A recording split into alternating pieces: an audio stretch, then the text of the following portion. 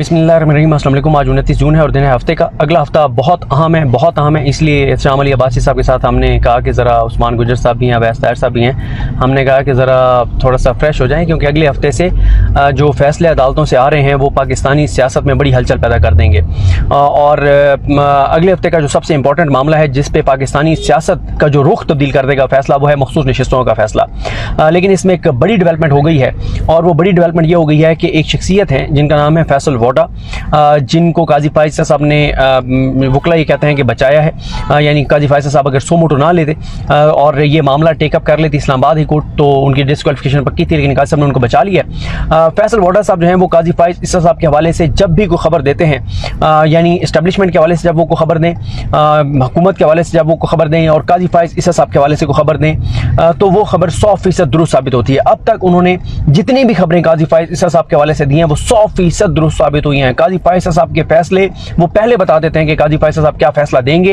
अब पता नहीं वो जो फैसला बताते हैं वो उनकी एक लीगल सेंस इतनी ज़बरदस्त है कि उन्हें पता चल जाता है कि कानूनी तौर पे मुमकिन क्या फ़ैसला आएगा, या वो कोई उनके पास कोई ऐसा आप कहें कि कोई ऐसा कुछ भी कहें, मैं उस तरफ चले नहीं जाता, लेकिन वो बहरहाल मुख्तसर ये है कि काजी साहब के हवाले से जो वो बताते हैं वही होता है। जैसे उन्होंने कहा था कि बल्ला छीन लेंगे, ये कर देंगे, वो कर देंगे, जो कहा उन्होंने वही हुआ। अब फैसल वोडा साहब ने पहले बता दिया कि काजी फायज़ साहब जो हैं उनकी अदालत से पीटीआई को बहुत मायूसी होने जा रही है और उनको मखसूस नशिस्तें नहीं मिलेंगी। शहजाद इकबाल साहब के प्रोग्राम में उन्होंने कहा। अब मसला ये है कि जुमेरात की जो समाअत थी उसके बाद हमारे दोस्त सीनियर सहाफ़ी हसनात मलिक साहब ने ये कहा कि काजी फायज़ साहब के पास जुमेरात को अक्सरियत नहीं थी, अगर अक्सरियत होती तो वो उसको 3 दिन के लिए समाअत को मुलतवी ना करते और गरजते बरसते और कहते कि मैंने उसी दिन फैसला करना है।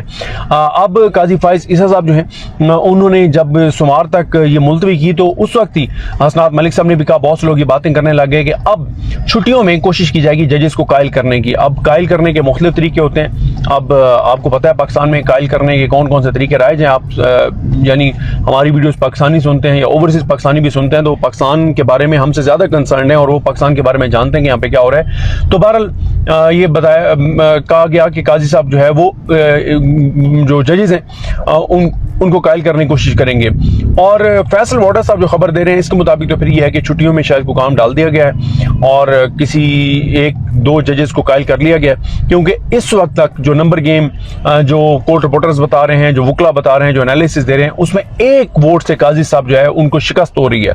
1 वोट उन्होंने तोड़ना है और वो वोट जो है जिसके बारे में कहा जा रहा है कि उनको 1 वोट तोड़ना होगा, यानी अगर याहिया अफरीदी साहब उनके साथ जाते हैं और हसन अजहर रिजवी साहब उनके साथ जाते हैं, क्योंकि मोहम्मद अली मजहर साहब तो अपने रिमार्क्स में तकरीबन ये फैसला कर चुके हैं कि वो काजी साहब के साथ जाएंगे। अब तक रिमार्क्स की हद तक बात कर रहा हूँ, जो एनालिसिस हो रहे हैं, लेकिन जो हसन अजहर रिजवी साहब हैं उनके जितने भी सवालात हैं वो सब सवालात आइन के साथ जा रहे हैं। वो सब उनके जो सवालात हैं उनका जो आउटकम उनका जो नज़र आ रहा है कि वो किस तरफ जाएंगे वो पाकिस्तान की बेहतरी का है। लेकिन ये भी बात कही जा रही है कि उनको कायल करने की काजी साहब कोशिश करेंगे और वो काजी साहब उनको अपने साथ मिला लेंगे। ये बातें हो रही हैं और अब जब फैसल वोडा साहब ने कह दिया है तो मेरे पास कोई और वजह नहीं है ये यकीन करने की कि पीटीआई ये केस हार जाएगी, क्योंकि फैसल वोडा साहब जो हैं वो काजी साहब के हवाले से बहुत बेहतर जानते हैं। वो जो बताते हैं वही फैसला काजी साहब देते हैं, या काजी साहब क्या फैसला देंगे वो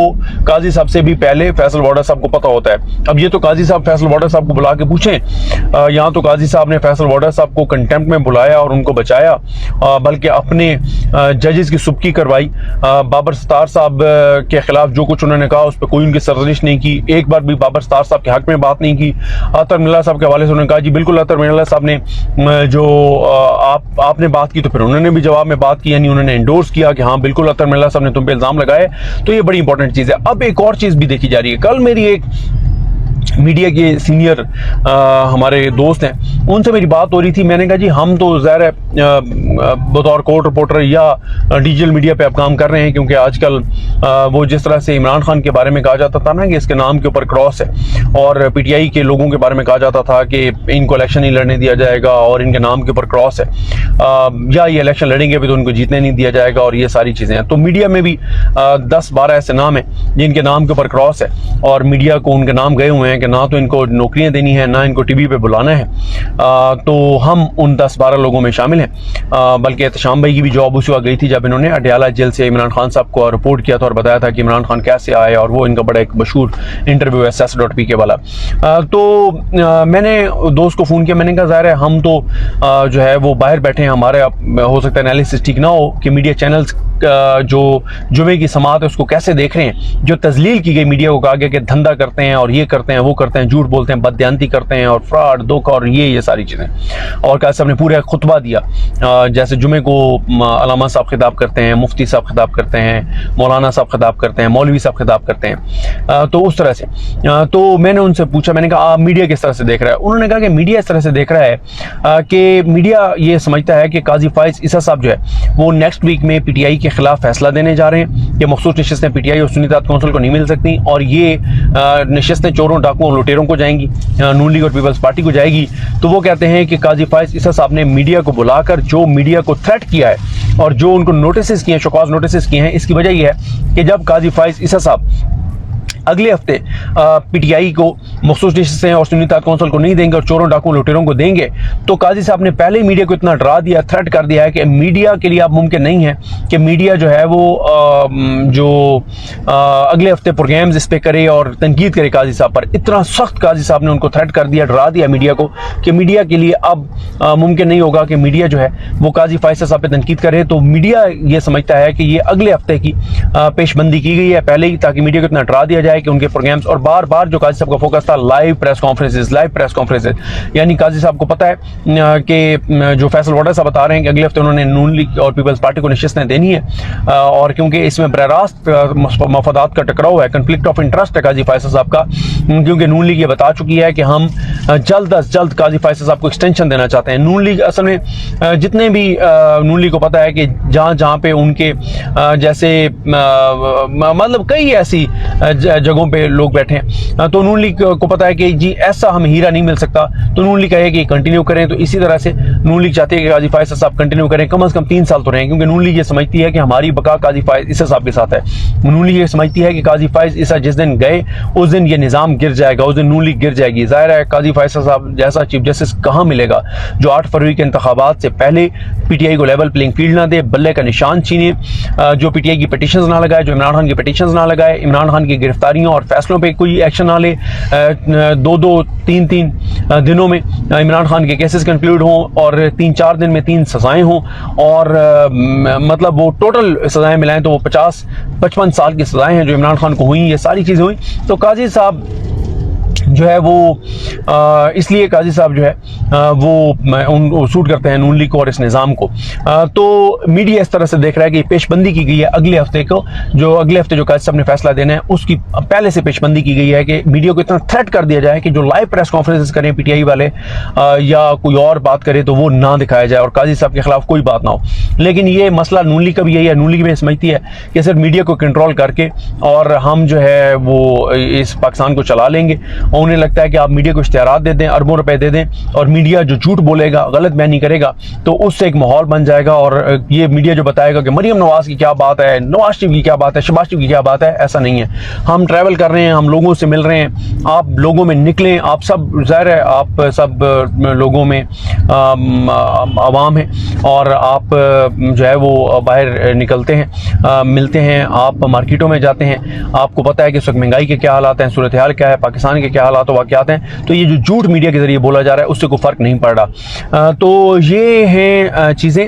अगला हफ्ता बहुत अहम है। इसके अलावा इस्लामाबाद हाई कोर्ट में बहुत अहम चीज़ें हैं, लाहौर हाई कोर्ट में बहुत अहम चीज़ें हैं, ट्रिब्यूनल्स ने काम शुरू कर दिया था, तर्ड से भी फॉर्म 47, फॉर्म 45 ये सारे मांग लिए गए हैं और कहाँ पे टांग रही हैं। और अगले हफ्ते जो है देखना ये भी है कि जो ट्रिब्यूनल्स वाला केस है वो लगता है नहीं लगता, क्योंकि ट्रिब्यूनल्स ने तेज़ी से काम शुरू कर दिया है लाहौर और बाकी जगहों पे ऊपर पूरे पंजाब में, और 150 के करीब इलेक्शन पिटीशंस हैं जो सूबाई और कौमी असम्बली की हैं। तो जाते जाते एक क्लिप आपको सुनाते हैं। अभी एहतशाम अली अब्बासी साहब जो है वो बार बार सुन रहे हैं, कौमी असम्बली में PTI के MN हैं, उनका एक खिताब है बड़ा इंटरेस्टिंग, और बल्कि ये मैं अभी चेक भी करूँगा कि PTI के कौन से MN हैं, KPK के किस इलाके से हैं।